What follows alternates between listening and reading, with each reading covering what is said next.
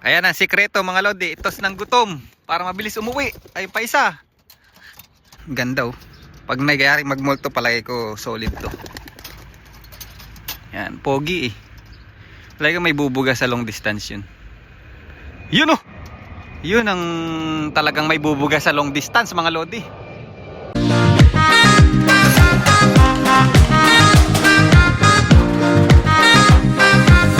Yan mga lodi, nakita nyo na naman yung pagmumukha ko yan for today's video.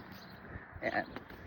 Medyo maaga-aga tayong gumising pero tanghali na yan kasi may araw na. At yan, nagmamadali tayo.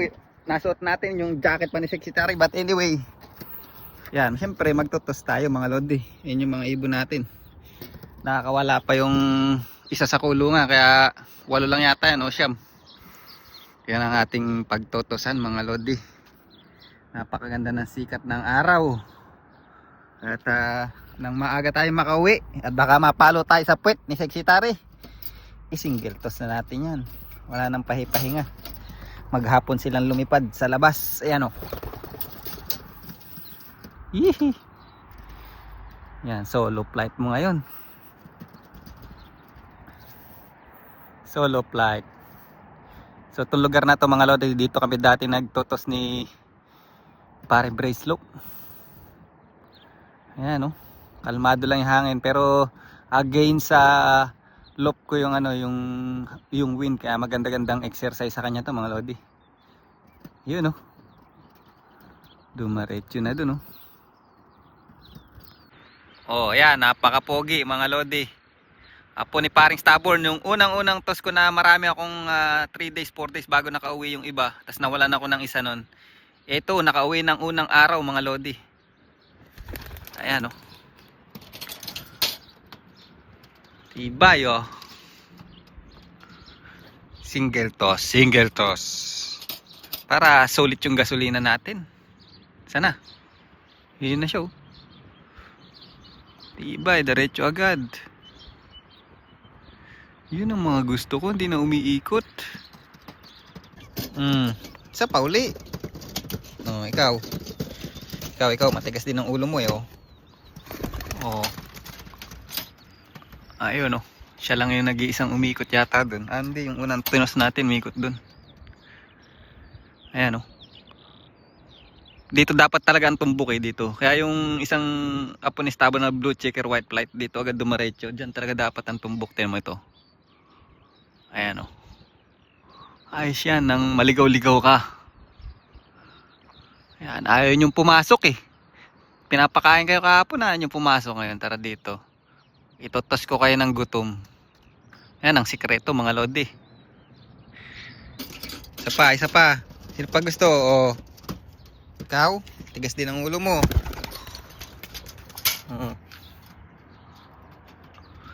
Sige, tingnan natin. Ha? Ayun ang gusto ko. Doon agad ang tumbok. Doon ang tumbok. Liko doon. Liko. Grabe. Sinabihan eh no. Ayan. Wala na.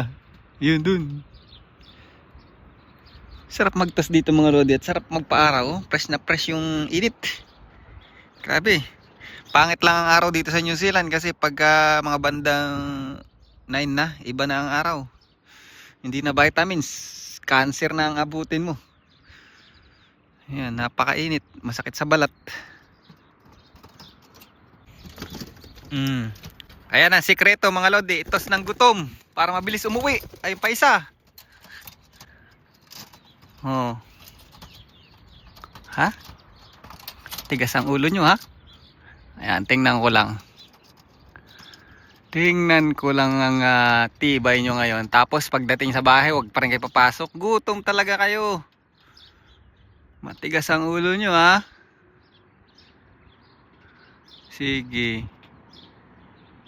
Mga lodi, ito yung nakuha natin dun sa isang flyer na magaling dito sa all distance eh. Ito yung na-breed niya oh. Ganda oh. Pag nagyari magmulto palagi ko solid to. Yan, pogi eh. Talaga may bubuga sa long distance yun. Yun oh.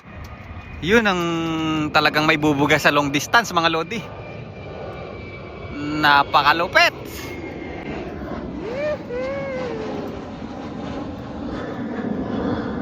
Sana naman makasakay uli dyan, oh. Pang long distance yan, ah. Oh. Yehey. Lord, sana manalo ako sa loto ng makabili ng ticket pauwi ng Pilipinas. Ito mga lodi, ito yung nag-iisang old bird na nirehome ko. Itong ibon na to, sa old bird ko pa ililipad to. Siyempre old bird nga siya, hindi siya pwede sa young bird. Yung ring niya pang old bird eh, ano. Yan, yearling yan mga lodi. So, binabalak-balak ko, ito ipe-prepare ko to sa 900 kilometer.